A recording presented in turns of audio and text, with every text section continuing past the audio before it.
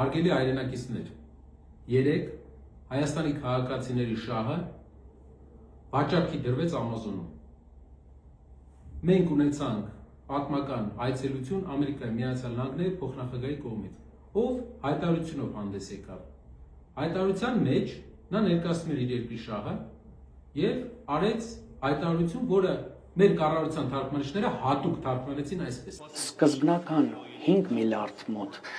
գումարի մասին ենք խոսում ներդրումների հետագայում, երկրորդ փուլում եւս 4 միլիարդ, սա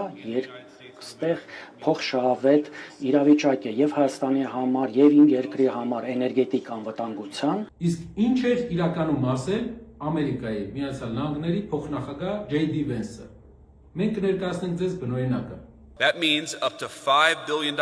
in initial U.S. exports, plus an additional $4 billion in long-term support through fuel and maintenance contracts. Երբ որ մենք համեմատում ենք բնօրինակը եւ կառավարության թարգմանչի ասածը,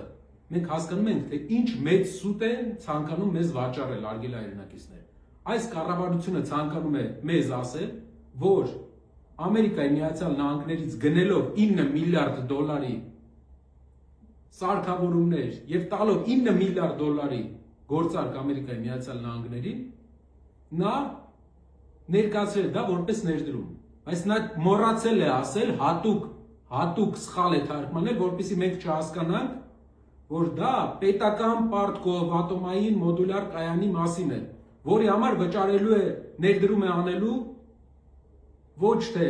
Ամերիկայի Միացյալ Նահանգների գործարարը, այլ ես, դուք եւ բոլորս Հայաստանի քաղաքացիները։ Դա պետական պարտքի 9 միլիարդ դոլար ավելացում է։ Դա ատոմային էներգետիկ սակագնի կրկնապատկում է։ Իսկ գիտեք քանի մոդուլային կայան է սարքել Ամերիկայի Միացյալ Նահանգները մինչև այսօր ավարտել։ 0։ Փորձարկվում է նոր մոդուլային կայանը ատոմային էներգետիկայի մեջ Հայաստանի Հանրապետությունում։ Իսկ ինչ այլընտրանք ունեինք մենք։ Չինաստանի Հանրապետությունը ժողովրդական մեզ առաջարկել էր 2 անգամ ավելի էժան ատոմային կայան, 2 անգամ ավելի մեծ հզորությամբ։ Ես կարող եմ դա վստահությամբ ձեզ ասել, քանի որ հայկական ընկերությունների կողմից բանակցողներից մեկը ես էի։ Եվ ուղղակի մի հատ նկարի համար, որպեսզի Ամերիկայի Միացյալ Նահանգների փոխնախագահի հետ նկարվի, մեր երկրի թույլ առաջնորդը զոհեց եւս մեկ շահ Հայաստանի 9 միլիարդ դոլարի պայմանագիր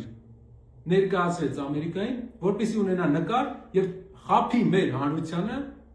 որ Ամերիկայի Միացյալ Նահանգների հետ հեղափոխական փոփոխություններ են լինելու։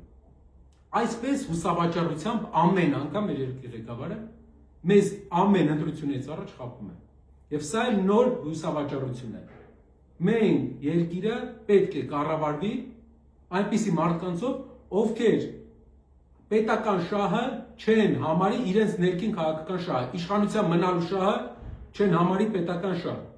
Եվ դա է լինելու մեր երկրի ուժեղ ապագան։